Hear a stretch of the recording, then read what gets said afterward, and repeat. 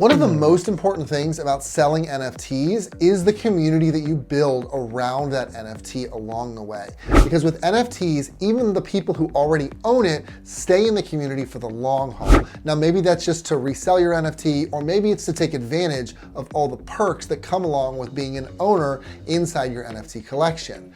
But one way or another, you need to build a community of your own. It's really important. So today, we're gonna go through the basics of community building before looking at some of the big platforms that help you make your drop a success.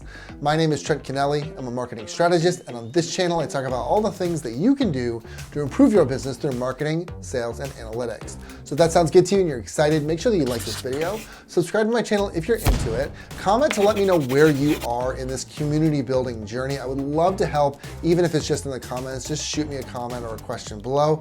I would love to be able to help you there, but until then, let's get started.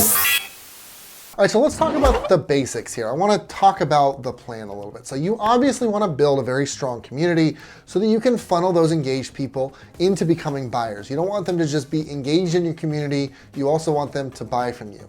So what that ultimately means is that you want to engage with people where they are most likely to group together.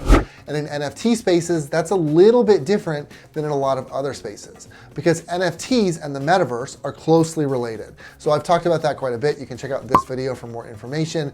Effectively, NFTs are the things, cryptocurrency is the money, that go together to make a metaverse economy, okay? So what that really ends up meaning is that inside metaverses, people put up a lot of NFT galleries. They put up these spaces in Spatial or in Decentraland, etc. And look, that's a good practice. I'm definitely not knocking it. You definitely want to post up wherever you can to get that attention. But the big issue here is that your gallery doesn't really function as a community. Now, this is a really important distinction. So let's compare a metaverse space to social media just so we can have a clear idea here. So social media is the traditional community, right? You have a Twitter feed or an Instagram or Discord or whatever. You're providing a place with some permanence. You're allowing people to come back over and over to interact with you, to interact with your fans and your followers, etc. So they interact with each other, they interact with you. You're not trying to build a group of people that look to you as a guru or a god. You're trying to build a group of people that have similar interests, that look to you as an authority, but also interact with each other. You want a community, you don't want a cult. And that's a really important thing that social media provides, because there's that time, I'm gonna say time dilation, but that's probably not the right word, where you've got somebody posting and then 6 hours later, somebody else can come back and respond to that. 6 hours later, someone can respond to that, etc. And yes, of course, I do know that social media is very fleeting, but if you compare a gallery inside of a metaverse to social media, even though it is very fleeting, you're gonna see the difference here. Because if you arrive at a gallery in Decentraland, there might not be anybody there. The artist is almost always absent, okay? It's almost a guarantee that you're not gonna see the artist there. It's just a bunch of pictures. There's nobody to interact with at all. And that's because even though there might be a lot of people interested, they're not there at the same time, right? Whereas with social media, there is a possibility, there is a window for people to come in and interact over a couple hours maybe. With this kind of community inside of the metaverse, that doesn't exist at all. There's no way to really do that unless you have an event space that people come to for the events, and then the NFTs and the NFT gallery are just kind of part of that, okay? And so all of this is why you ultimately want to build your community outside of metaverses for right now.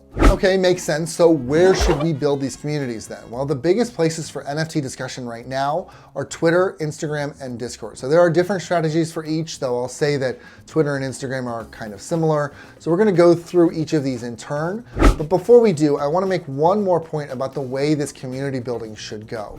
So ultimately, Discord is gonna be the strongest source for people to interact and get info about your offer. That's because it's real-time information, it's coming at them fast, they can interact whenever they want, and it's a complete focus on what you're talking about, on your community specifically.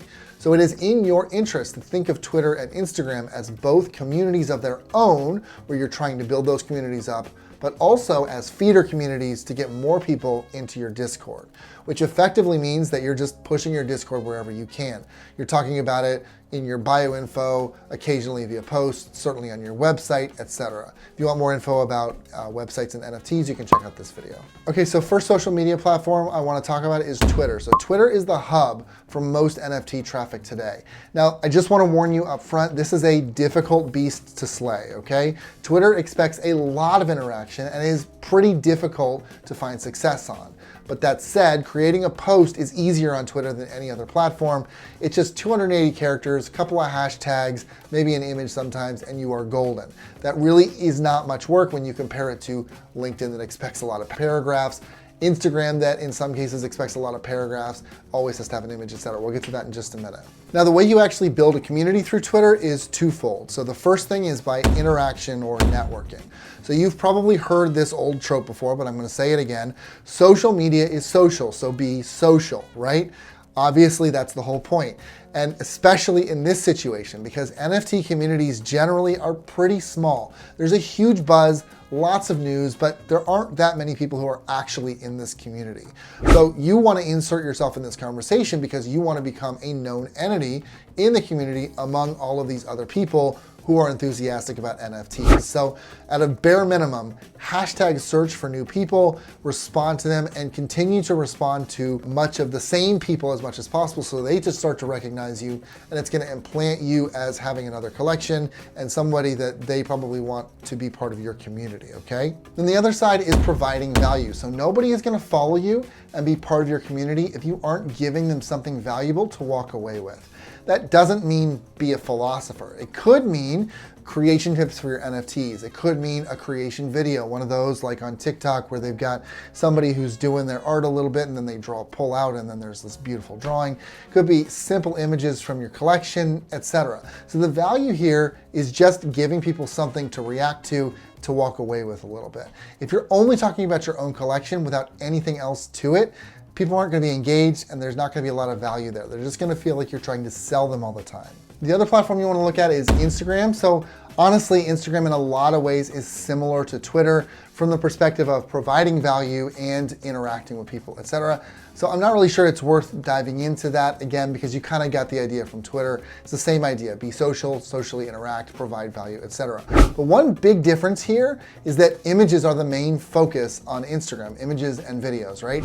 And since you're building a community around a 2,000 or 5,000 or 10,000 piece NFT collection, it makes posting just a little bit easier. I mean, you don't want to go crazy and just put the collection up there. That's a little bit boring, but again, you can use those images and those videos to play around a little bit more, and it just makes it a little bit easier to build that community and that interest by just showing off your art. And then finally, let's talk about Discord. So Discord is the real workhorse community for building your NFT collection for all the reasons I told you before, with that big interaction, the ability to do it real time, etc.